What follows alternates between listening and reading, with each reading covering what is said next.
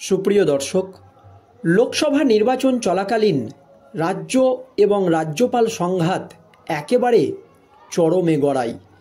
তারপরই রাজ্যপাল সিবি আনন্দ বোসের বিরুদ্ধে বিস্ফোরকভাবে একজন মহিলা শ্লীলতাহানির অভিযোগ তোলে। তারপর বিভিন্ন রাজনৈতিক সভামঞ্চ থেকে মুখ্যমন্ত্রী মমতা ব্যানার্জি রাজ্যপাল সিবি আনন্দ বোসকে একের পর এক বেনজির ভাষায় আক্রমণ করেন। আর সেই আক্রমণের জন্যই রাজ্যপাল সিবি আনন্দ বোস মুখ্যমন্ত্রী মমতা ব্যানার্জির বিরুদ্ধে ৪৪ কোটি টাকা ক্ষতিপূরণের মামলা করেন। আর এই মামলাতেই একেবারে কঠোর পদক্ষেপ কলকাতা হাইকোর্টের বিচারপতিদের, জানিয়ে রাজ্য রাজনীতিতে একেবারে নতুন করে শোরগোল পড়ে গিয়েছে। যদিও এই মামলার জন্য রাজ্যের হয়ে লড়ছিল একজন অন্য আইনজীবী, পরে সেই আইনজীবী পরিবর্তন করেন মুখ্যমন্ত্রী মমতা ব্যানার্জি। এই মামলা লড়ার জন্য তিনি ঠিক করেন দুদে আইনজীবী তথা দুদে সাংসদ কল্যাণ বন্দ্যোপাধ্যায়কে।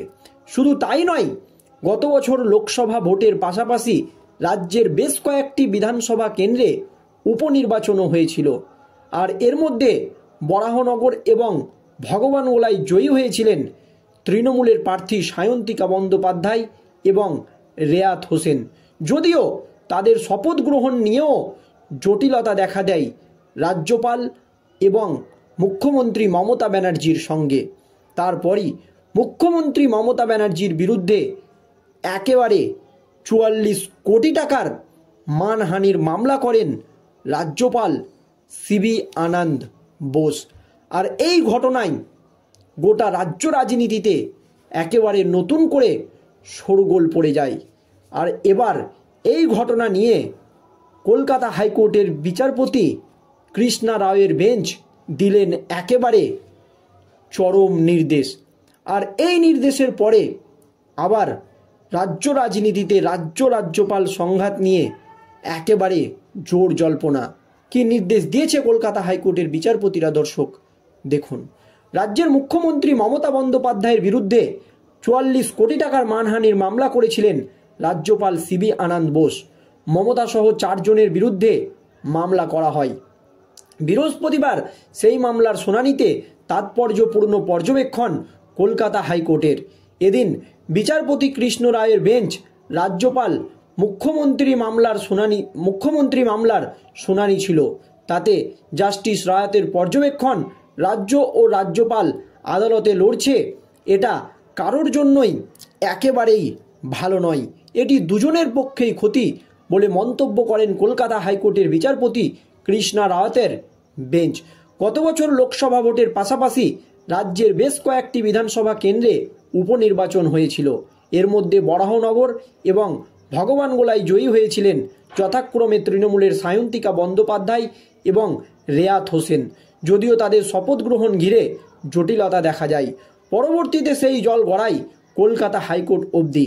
মুখ্যমন্ত্রী মমতা বন্দ্যোপাধ্যায়, তৃণমূল নেতা কুণাল ঘোষ, বিধায়ক সায়ন্তিকা বন্দ্যোপাধ্যায় সহ 4 জনের বিরুদ্ধে মানহানির মামলা দায়ের করেন রাজ্যপাল সিবি আনন্দ বোস। কারণ তাকে কটাক্ষ করছে মুখ্যমন্ত্রী মমতা ব্যানার্জি, তার পদকে অসম্মান করছে কুণাল ঘোষ, যা ইচ্ছা তাই ভাবে রাজ্যপালকে অপমান করা হচ্ছে। আর সেই জন্যই 4 জন এই হেভিওয়েট তৃণমূল নেতানেত্রী এমনকি মুখ্যমন্ত্রীর বিরুদ্ধে হাইকোর্টের দ্বারস্থ হয়েছিলেন রাজ্যপাল সিবি আনন্দ বোস। আর আজ হাইকোর্টের বিচারপতির নির্দেশের পরই রাজনীতিতে একেবারে জোর জল্পনা। বৃহস্পতিবার হাইকোর্টের বিচারপতি কৃষ্ণ রায়তের বেঞ্চ এই মামলার শুনানিতে জানিয়েছে। সেই সময় মুখ্যমন্ত্রীর আইনজীবী গোপাল মুখোপাধ্যায় বলেন, আদালতে 2 পক্ষ বসে বিষয়টি মিটিয়ে নিতে বলেছে, সেটা আজকের নির্দেশে উল্লেখ করা হোক, আমাদের আপত্তি নেই।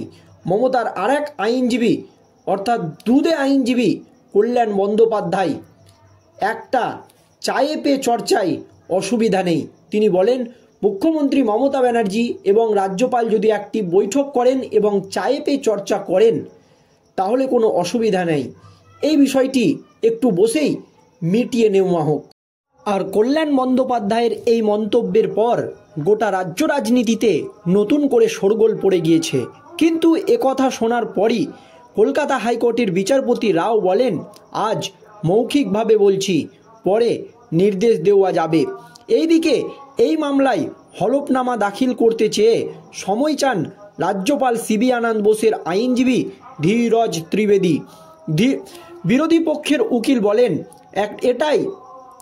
একটাই শেষ সময় দেওয়া হোক।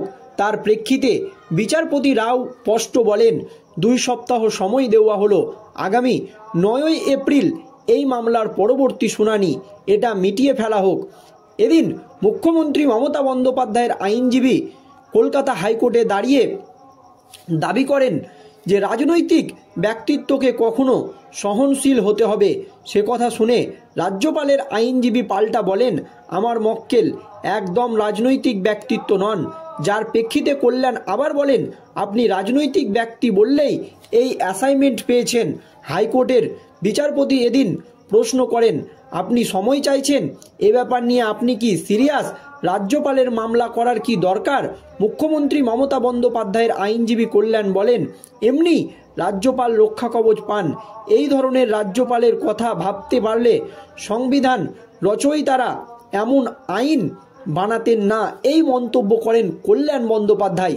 তবে দুই প্রেক্ষিতেই বিচারপতি রাও স্পষ্ট বলেন, 2 সপ্তাহ সময় দেওয়া হলো, আগামী 9ই এপ্রিল মামলার পরবর্তী শুনানি, একেবারে ডেডলাইন বেঁধে দেওয়া হয়, এটা আপনারা মিটিয়ে ফেলুন। এদিন মুখ্যমন্ত্রী মমতা বন্দ্যোপাধ্যায়ের আইনজীবী কল্যাণ বন্দ্যোপাধ্যায় আদালতে বলেন, রাজনৈতিক ব্যক্তিত্বকে আরও সহনশীল হতে হবে। সে কথা শুনেই রাজ্যপালের আইনজীবী পাল্টা বলেন, আমার মক্কেল একদমই রাজনৈতিক ব্যক্তিত্ব নয়। যার প্রেক্ষিতে কল্যাণ বন্দ্যোপাধ্যায় আবার বলেন, আপনি রাজনৈতিক ব্যক্তি বলেই এই অ্যাসাইনমেন্ট পেয়েছেন। হাইকোর্টের বিচারপতি এদিন প্রশ্ন করেন, আপনি সময় চাইছেন, এই ব্যাপার নিয়ে আপনি কি সিরিয়াস? রাজ্যপালের মামলা করার কি দরকার? মুখ্যমন্ত্রী মমতা বন্দ্যোপাধ্যায়ের আইনজীবী কল্যাণ বলেন, এমনি রাজ্যপাল রক্ষা কবচ পান। এই ধরনের রাজ্যপালের কথা ভাবতে পারলে সংবিধান রচয়িতারা এমন আইন বানাতেন না। এমনই মন্তব্য করেন কল্যাণ বন্দ্যোপাধ্যায়। তবে কল্যাণ বন্দ্যোপাধ্যায় শেষ পর্যন্ত বলেছেন যে এই ব্যাপারটি একটা চায়ে পে চর্চায় মিটিয়ে নিতে আমাদের অসুবিধা নেই। অর্থাৎ মুখ্যমন্ত্রী মমতা ব্যানার্জির আইনজীবী কিন্তু বিষয়টি এমনি রাজ্যপালের সঙ্গে বসে মিটিয়ে নিতে চাইছে। দর্শক, এই নিয়ে আপনাদের কি মতামত? রাজ্যপালের কি করা উচিত এখন? অবশ্যই ভিডিওর কমেন্ট বক্সে কমেন্ট করে জানাবেন। ধন্যবাদ।